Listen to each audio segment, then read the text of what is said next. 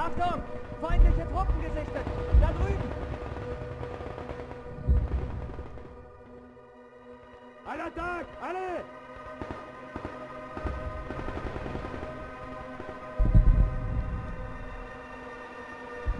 Augen auf!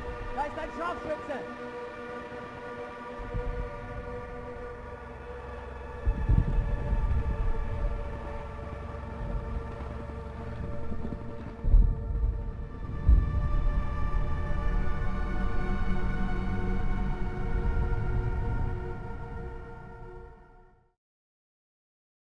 Hello everybody, I'm Boogie. I play immersive, realistic tactical shooters, and this here is Beyond the Wire, an upcoming World War I shooter by Redstone Interactive. They are using the Unreal Engine 4 base code from a game you might be more familiar with called Squad, made by Off-World Industries, much like Squad's World War II counterpart, Post-Scriptum. Except Beyond the Wire here will have a much more melee-focused combat system, a 4-directional blocking and attacking system like you would see in Mordhau, Mountain Blade, or Chivalry. It will be squad-based, from riflemen to assault classes, machine gunners, and even officers that are capable of calling in off-map assets like artillery, smoke artillery, and you could even select a strip of the battlefield for an airplane to fly over and tear it up with his machine gun. Beyond the Wire will have smaller battlefields than both Squad and Post-Scriptum, which will aid in fielding up to 100 combatants, unlike Squad and Post-Scriptum. Here we are looking at what will be the biggest of the currently 3 planned maps for Beyond the Wire, Argonne, which is clocking in at a solid square kilometer. The Meuse-Argonne offensive was part of the final Allied offensives of World War I and was one of the attacks that brought an end to the war.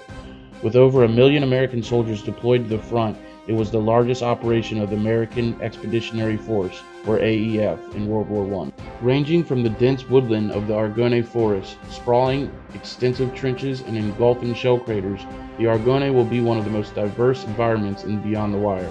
Featuring 1 square kilometer of playable area, players will need to be alert to the enemy's movement to prevent surprise assaults from all sides. The level is designed for players to traverse a variety of environmental challenges before converging on an opening between the tree lines where a downed aircraft and huge craters will make for a tough grind to push back the enemy. Flanking routes are available to the north and south for any assault squad looking to surprise the enemy. Gullies and thick tree lines offer some concealment for those maneuvers. However, teams will need to concentrate their forces at the center to ensure strategic positions are held in order to support the advance.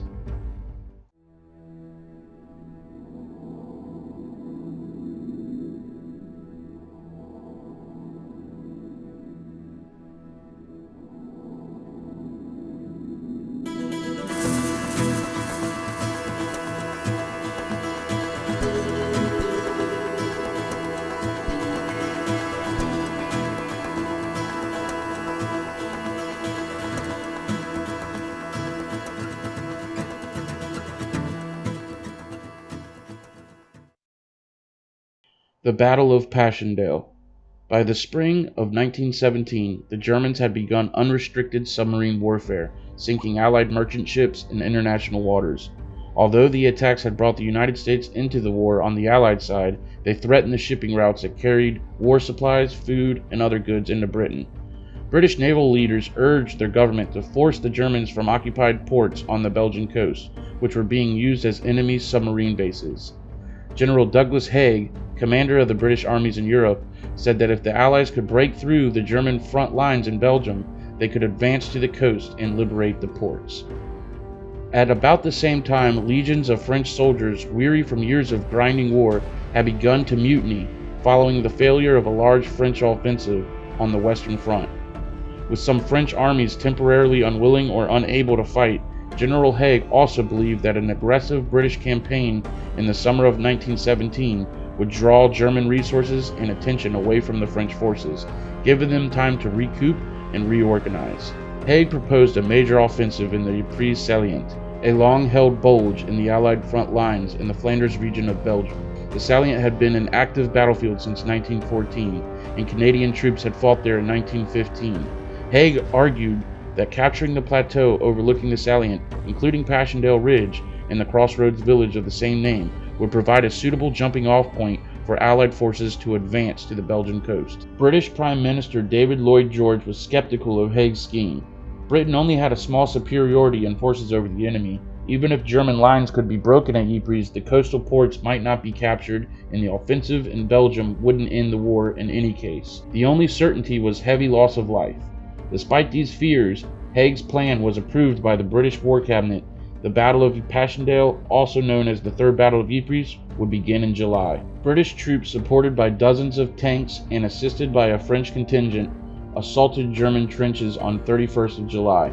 For the next month, hundreds of thousands of soldiers on opposing sides attacked and counterattacked across sodden, porridge-like mud, in an open, gray landscape almost empty of buildings or natural cover, all under the relentless, harrowing rain of exploding shells, flying shrapnel, and machine gun fire. Few gains were made. Nearly 70,000 men from some of Britain's best assault divisions were killed or wounded. By early September, Haig was under political pressure from London to halt the offensive, but he refused. In September, Australian and New Zealand divisions were thrown into the fight alongside the wore-out British forces. Despite some limited gains, the result was mostly the same. The Allies would bombard, assault, and occupy a section of enemy ground only to be thrown back by the counterattacking Germans. If you could only use one battle to summarize the horror scene in the First World War, it would be the Battle of Passchendaele.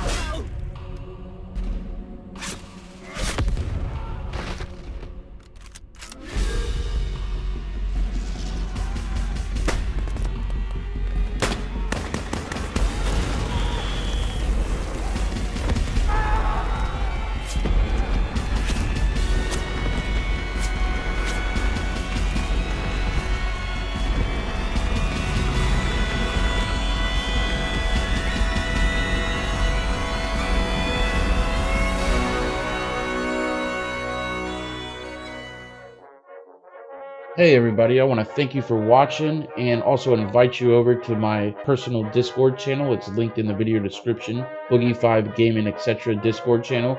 Come on through, play a game with me, link up, shoot the shit, whatever. I'm also trying to figure out a way to give away this Post-Scriptum key I have. You got a good idea for a contest? I'm drawing a blank. Come through, give me a good idea for a contest or some kind of competition to give this Post-Scriptum key away to one of my viewers. Thank you very much for watching, and I'll see you dudes in the next one. Peace.